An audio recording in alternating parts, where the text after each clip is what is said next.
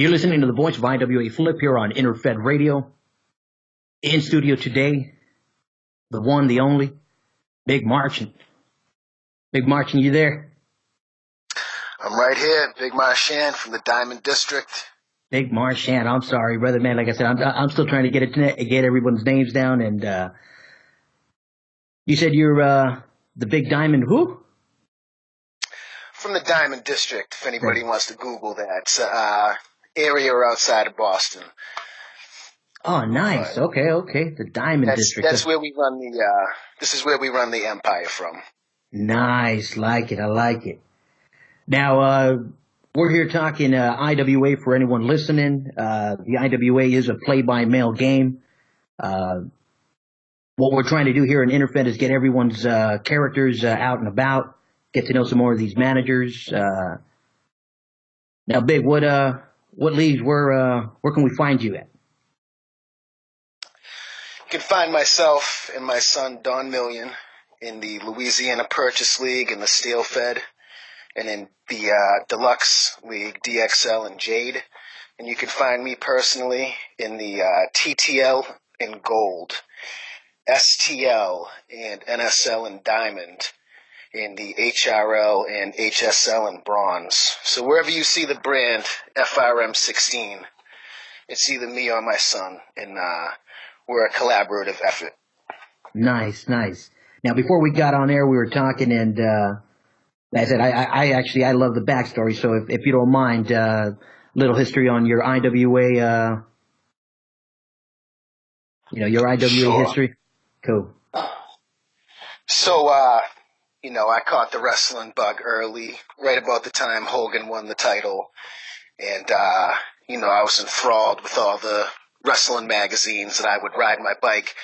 Back when I grew up, little kids, you could still ride your bike to the store by yourself, that type of stuff. So I would literally hang out at corner stores and read every word from Pro Wrestling Illustrated, Inside Wrestling, whatever I could get my hands on. And, somewhere during that time, these ads started to pop up for the IWA. So this was very, very early on, and I remember discussing the IWA with kids at school in the second grade. So this had to be, 1987, somewhere in that range. Oh, man, you caught it early on. I caught it early, and I had no idea what was going on. I saw the word strategy, and my initial foray, I was trying to literally piece the maneuvers together. Right, actual match. Nice. Yeah, you see what I'm saying? I was trying to make them cohesive because I just did not get the concept. I'm gonna go from the armbar to the headlock to the nice, okay. Exactly. So I put a lot of thought into this, and my guy went 0-20 over however many cycles. And somewhere I started to catch on right about the time they made the conversion to 90 holds.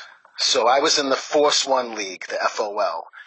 And if my memory serves me correctly, the first cycle that they went to 90 holds, that league got merged into the Wild Side League, WSL. And it was about this time that I started to make my first hold charts in the notebooks and, started to get a better understanding. And I turned a couple of my buddies onto the game too.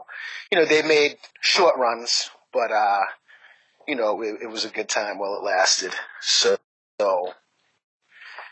I was, HOH, House of Horrors, where I made one of my, best friends I've ever had in my life, even though we go years without speaking or messaging sometimes. Harry Maitland went by the name of Father Horror, and dude's a fantastic guy.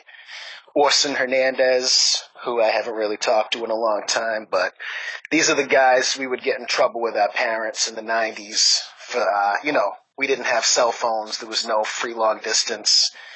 You called your buddy. I'd call Orson down in Miami, and, 5 minutes was like $30. It could ruin your whole life. Yeah. Oh, yeah. Simple phone call. But, I played off and on throughout the years. I'll be frank, as a teenager, I got into a lot of trouble. and I took a little vacation for a bit.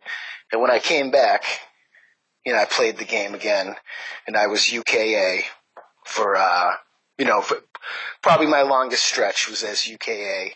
Made a lot of report appearances. Nothing major, no world singles title or anything, but back 2001 or so. So we just came back to the game. Shout out to my man Hamilton Ortiz, bad motherfucker, and the rest of my brothers. Now you mentioned something about a belt that you had that that kind of interested your kid to coming into the game as well. Yeah, so my son is 17, and when he was a very young kid, I started to take him to the small independent wrestling shows. So I'm going to say, we probably went to at least 200, 250 of them over time, all over New England. And I had a belt that I'd won, the IWA Roughhouse Championship, with one of my characters, Lynn's Finest, who was basically supposed to be me, because I'm from Lynn, Massachusetts. That's where the Diamond District is. And my character was basically John Cena before there was John Cena. It was a white dude, and I rapped, all my challenges to people, everything rhymed, and it was pretty good shit. It wasn't, it wasn't corny or anything. It was actually pretty decent material. And we would take this championship belt out to shows with us. And my son was just amazed by this belt. He was too young to understand what the game was, but he just always wanted to win one of these things.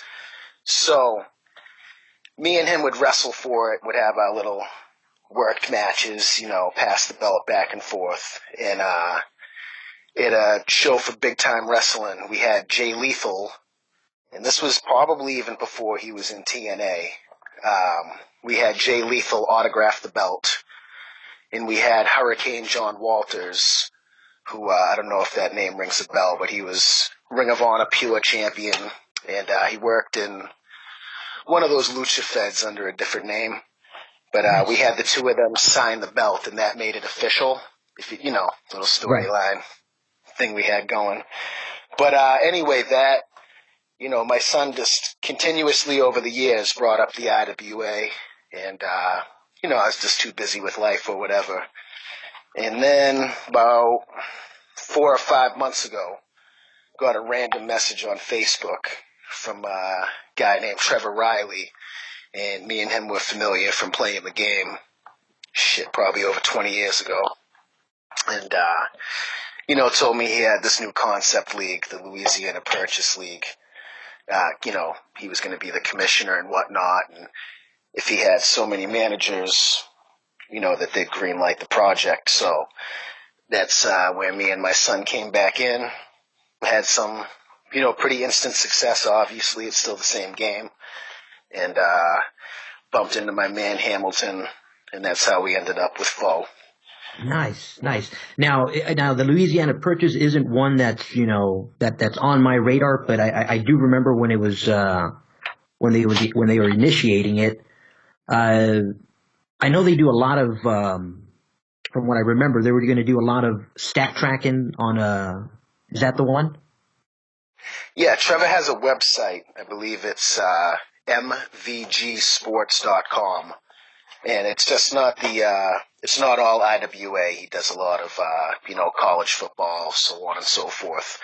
But he keeps pretty intricate statistics, tag and 6-man stats.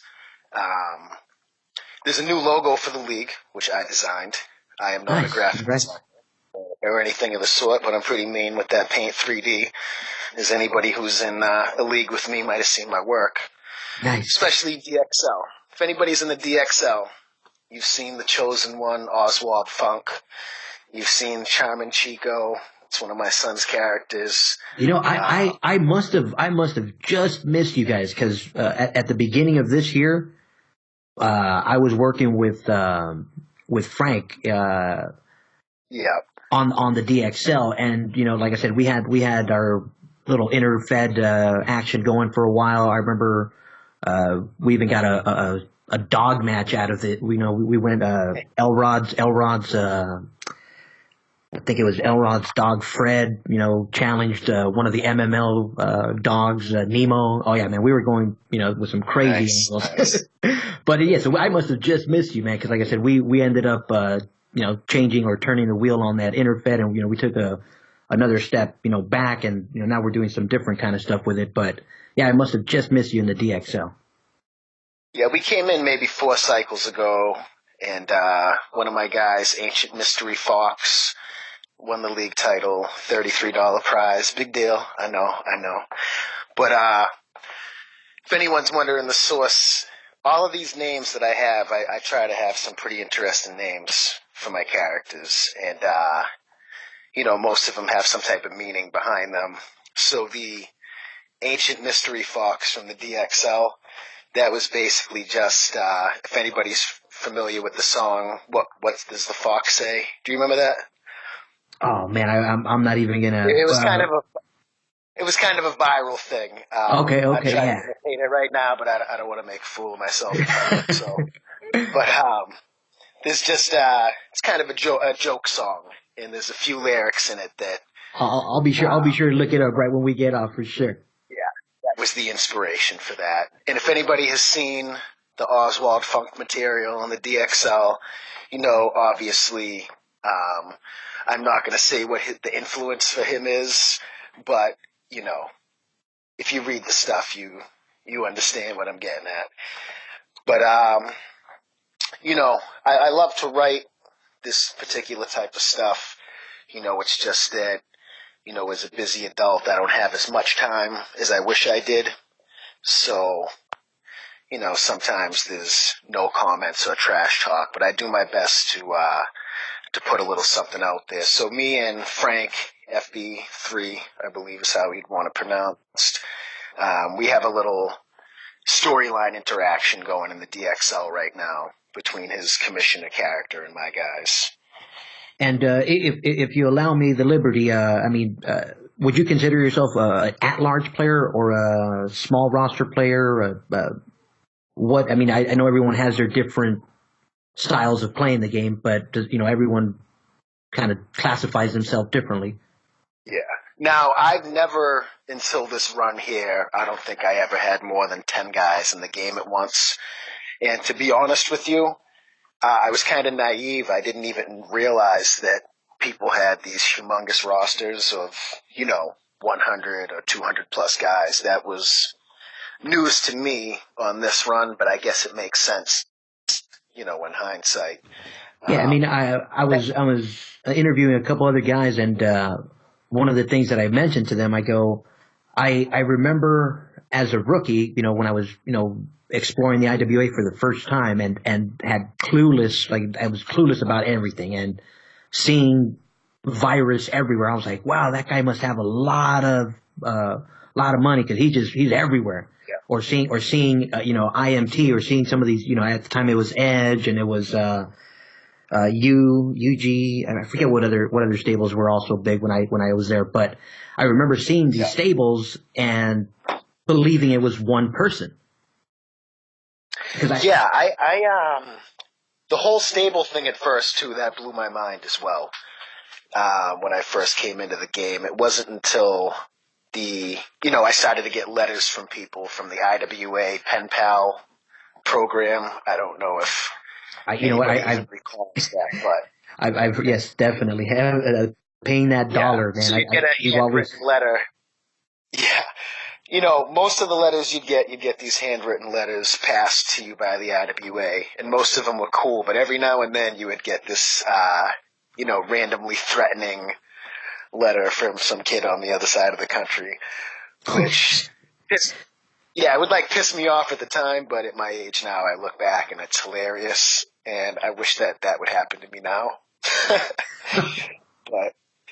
but yeah, man, the game's been, a very positive thing for me in my life. I've always had a pretty good time with it. We don't want to throw dirt on anybody. I do have some weird stories about some people that I've encountered from the game, but I'll keep those for the uncensored shoot interview. When we celebrate my my soon-to-be world title victory, whether that's the cycle or next, or we'll do a little celebration. I'll call you guys from the titty bar. Maybe we can do a video version of it, and there we you can go. see the madness that is my actual life. And I'd like to expose you guys to that, because I think I think a lot of guys in the group chat for FOE, my man Hamilton knows that the stories that I share are the truth, and if anything, they are toned down a little bit for the consumption of the overall group. But I feel that some of the guys probably think that it's just a gimmick, but it's the real deal. Anybody from the IWA who wants to come hang out and experience some significant traumatic shit, you're more than welcome with the big guy. Nice. Now, Eric, in terms of, like you said, with this interfed stuff, we're trying to get some characters out there. Is there any one of your characters that you want to just, bring onto this stage? Because, like I said, I know you said you have some characters that are, they all got their, their life, and they all got their. Yeah. The NSL, as most people who are in the know, been kind of controversial lately. And in addition to being controversial, it has this magnificent match deal. A little free plug for the NSL. And, Chris Myler did a great job with getting some action going there, and he also keeps great stats. And it shot right up to the number 2. I mean, it just boomed. Right. So I'm enjoying that league. So I have this little in-league angle. There hasn't been really much material written up for it yet, but here's the concept. I have 3 characters: Faux Cheese, Faux Patchy, and Totem Foe. And those are, FAUX, yeah. So, the initials before their name, you see my personal brand, FRM16 /anti, ANTI /FOE, FOE. It's a little takeoff on, some of the social justice stuff that's going on in today's society, which I'll take neither side on right now, just simply presenting the angle. And basically, Antifo, which is those 3 characters, are, I don't know if you're ready for this, you can edit this shit out if you want, but they're 3 transracial white kids from Palo Alto Hills, California. Nice. And they hate their parents, so they've decided to identify themselves as Native Americans. But they, still live with all the luxuries of living in what is most possibly the whitest place in North America. So that's the basis for Faux Patchy, Faux Cheese, and Totem Foe in the NSL. So if anybody wants to take that information there and, send some provoking comments or whatever in, I would love that. I'd love a little fuel, because there's not as many people participating in the comments and the trash talk as there was when I played this game previously. Yeah, I mean, let's say it like it is. I mean, because I've heard it from a few managers. I mean, the game back in the days was a bunch more blunt than it is now. Yeah, the comments and trash talk were very competitive. It was people were really coming at each other and obviously, it's going to reflect society as a whole. Some of the stuff isn't going to be that good, or it's going to be, just ridiculous type of things. And then there were other in-league angles that were being written that were pretty good shit, like almost would remind you of a graphic novel, for example.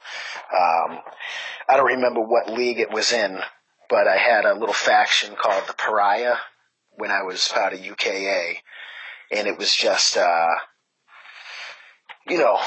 or 5 guys, and I got pretty deep into the psychology with them, not to make the call go forever, but, one of them was like a drunk with some psychological issues, and the other characters would always have to kind of like coax him into the building, you know what I mean? Right. To do what he had to do, and he'd be having these emotional outbursts, which, I was writing it for fun, but it was actually, a lot of these things are based on things that I've seen or experienced. I've lived a pretty urban lifestyle, I guess you could say, and one thing I've noticed from the IWA is that it just seems to me like most of the people that play are from what I would consider more rural communities. So, I think some of the things that I was bringing back in the day, like with the white guy rap and the urban, urban homeless element with certain characters, I thought it was cutting edge at the time. Oh yeah, I mean stuff like that. Reminds me. Watching you remember bum fights? Yeah, see, here's the thing about that. Because of where I come from, I never actually watched it. I watched 10 seconds of it, and it turned me off because you're like, I see this day to day. Yeah, this is, like I said, where I'm from, and especially at this age, those people on the street, unfortunately, for the most part, are people I grew up with or, hung out with, girls I dated, whatever the case might be. So there's certain, probably a certain reaction that I have to certain material. You know what I mean? Oh yeah.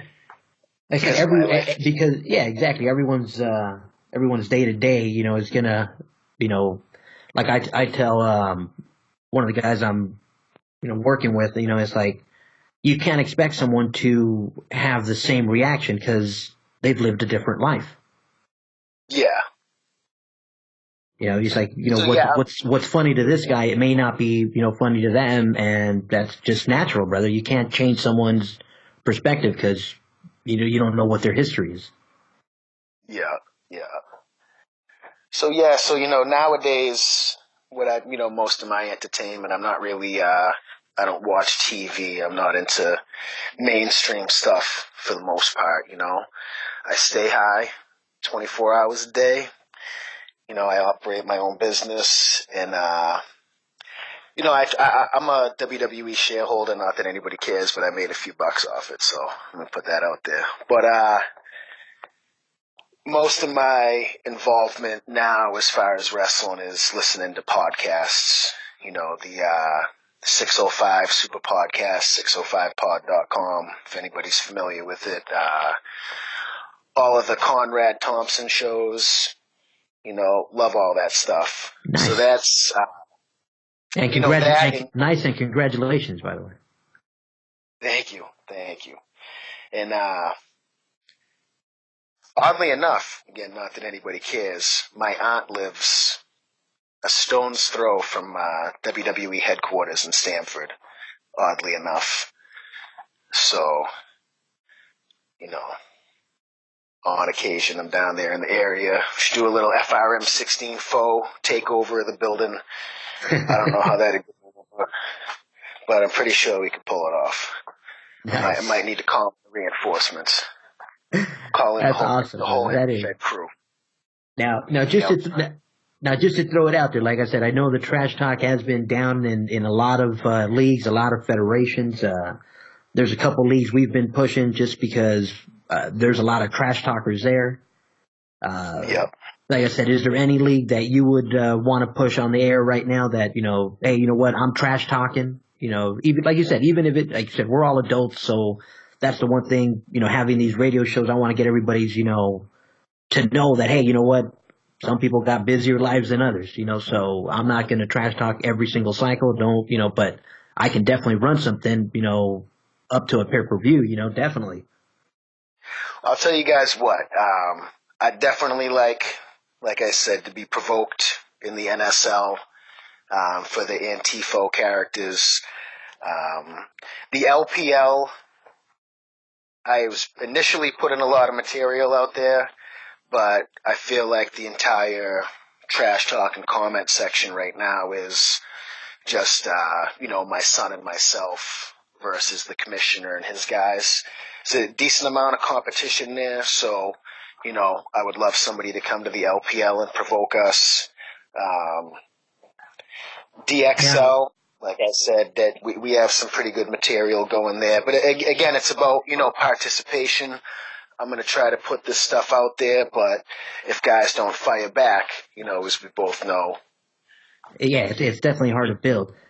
Now, one of the things that we're doing with this interfed is, as you know, there's different managers that are, loyal to certain leagues because that's where their friends are, and I get it. That's exactly what I do. It's exactly what other people do. But my take on it is, hey, you know what? Big's in the LSL and he's trash talking and he's or let's take the NSL characters. It's like, are you kidding me? No one's gonna attack this guy. I mean, because I see the IWA like an open field. Like it's like saying if somebody in a California promotion starts, talking smack, and this is like in the indie circuit, eventually it's going to get, word's going to happen. If it's just like anything else. Eventually word's going to spread. Even if somebody in the indie promotion is talking smack, word's eventually going to spread to the east side that, hey, he's talking smack about the east side indie, scene. Yep. So that I see it the same way. It's like, hey, you know what? Here's these characters in the NSL. I'm not going to ask you to come to my league because I know that's where you're playing. And nowadays, one of the things that I see is, especially in the at-large game, you don't want to block your teammates. So everybody's in different leagues because, hey, I don't want to block my teammate from being, six-man champ. And that's that at-large game, and I see it a little, better, and I understand that. But if you still want to trash talk and stay in that league, one of the options I'm offering is, hey, all right, cool. Now I know that angle is going on in the NSL. So if I send something in from, let's say, the MML, and I know it's hard to send in trash talk to a league you're not in, but that's why I have the interfed page so that we can interact there kind of in character and go back and forth and just keep angles going, Yep. So yeah, and I know that, again, the whole faux patchy, faux cheese, totem faux, I expect that to set off some fireworks. I'm very aware that that's going to piss some people off. And, that's what I'm hoping for because, you got to do what you got to do to get the other people to participate. So, if I have to push buttons, I'll push some buttons. I'm trying to have a good time. I know a lot of people, they let this game piss them off.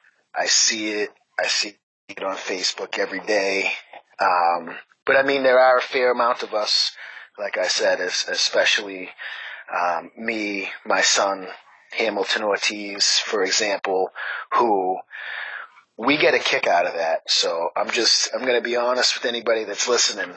Like, if we do things and it pisses you off and you actually get angry about it, we love that. We love that shit. So, instead of taking it personally and getting offended on Facebook or whatever, jump into your character. It's more than a math game. I feel that if you're not participating at all as far as comments and trash talk, and I mean, everybody's entitled to do what they want with their money, but I think it's kind of silly. I'm a businessman myself, and if I'm not getting to express myself a little bit and, share my shit with people, I wouldn't spend the money on the game. So I get the concept with the guys who have 500 wrestlers. That's cool. I could do that too if it's just a game of, outspending the next guy. Like, I probably, I'm sure I'm not the richest guy in the game, but, I could make it pretty rough for everybody if I wanted to go 500 deep like some of these guys do, but I choose not to do it that way. You had asked about roster size earlier, and I'm probably... I'll throw these two leagues out there because they're two leagues that are kind of, that we're kind of pushing because they do have a lot of trash talk. So if you ever want to go in there, like I said, I'm always willing to work some angles, man, but the GNL and the RWL, I mean, both of those two right now. What do those stand for, my friend? The Generation Next League is a limit to 3, so you can only take a maximum of 3 characters there, so there's no, you don't got to worry about someone running 20 guys against you, Yeah. Now, what federation's that? That one's Iron, and then the RWL is Bronze, and it's a women's league. Okay. And that one is limited to 8. Belcher's there, Frank's there, so and we're running some nice angles there, some nice, like I said, if you're looking for some TT spots where you're going to get some reactions, those two right there definitely, definitely something to take a second look at. Yeah, because, if you're not playing with me, then I'm playing with myself. You guys feel me? I don't want to do that. Now check this one out also. What are your thoughts on the Elite title that just stirred up? You know what?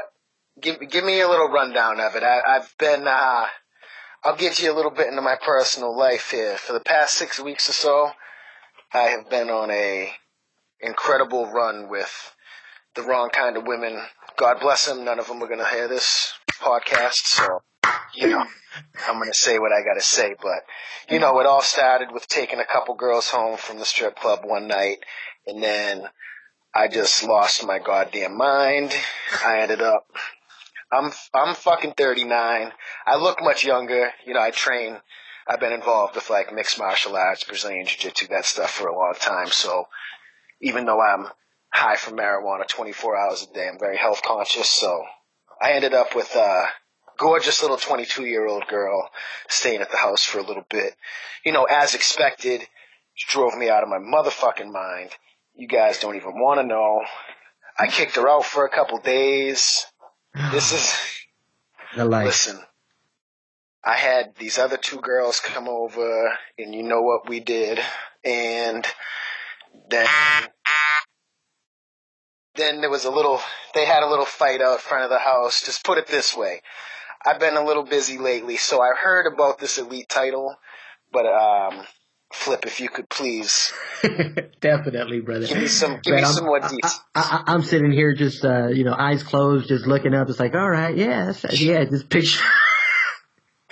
Yeah, if you guys only knew. We'll do a video cast someday. We'll go live. Sounds great, brother. Sounds great. But yeah, the Elite Championship, now that we can get back on this IWA tip, the Elite Championship is something that, it came about because of the large roster players. Everybody wanted an even playing field. So what we're doing, or what the IWA did, thanks to, Scott and a couple other great managers that kind of, came together and just said, hey, you know what?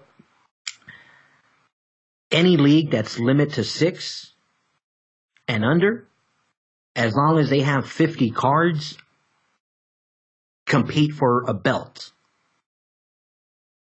I love it. So like that, you don't have to worry about, someone, and not to, I just got to say it like this, because, I know a lot of people in the game, and I don't want to disrespect anyone. So I do know a lot of the at-large players, and this isn't meant to disrespect them, but it's, like I said, I want to give them their time on air as much as, I give everybody, but, I like it because I'm a small roster player. So the thought of, hey, having an even playing field and I can have a shot at the belt, I'm good with that. Yeah, I'm with that, and also, as much as I keep my roster at what I feel is small, like considering today's climate, I'd say it's about 40 or so wrestlers. I do have to give respect to these guys with their 500 dudes because they're spending a significant amount of money. And Yeah. I mean, at the end of the day, the IWA is a business, and as a business person myself, I can't hate on them for that. So I do like the idea that there's a separate division where, smaller roster players can compete for a prize as well. Right. Because I mean, at the end of the day, what are we playing for? I could, however much I always do the match deal. God knows what I spend every month. I don't even want to know. But whatever it is, it's these little things, it's these little prizes, these little report appearances that we're paying for at the end of the day. My son won some specialty titles and so forth. And I mean, that's what brings a smile to his face. And, it makes me happy as well. So, like I said, if these guys want to spend $500 a month on the IWA, God bless them. They're helping to keep the game going too. But from my non-business standpoint as a player, I would prefer that there was some type of limit, or at least, a limit on how many wrestlers you can have per federation. Because it's no secret that if you really wanted to, you could mathematically cover just about every possibility, Oh, yeah. I'm just gonna leave it there. If you wanted to invest enough, the game could be manipulated, and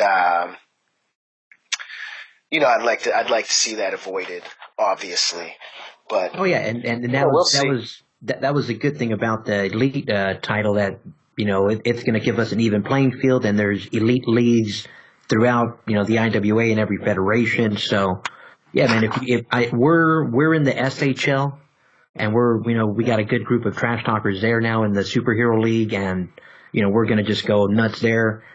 I got a good group in the GNL. Well, I didn't get them, but the commissioners there do a good job running angles, and like I said, good group of trash talkers there. So if you want a shot at that elite title, man, hope to see you in one of those elite leagues. Nice. I'm gonna have to pop up somewhere. Cool.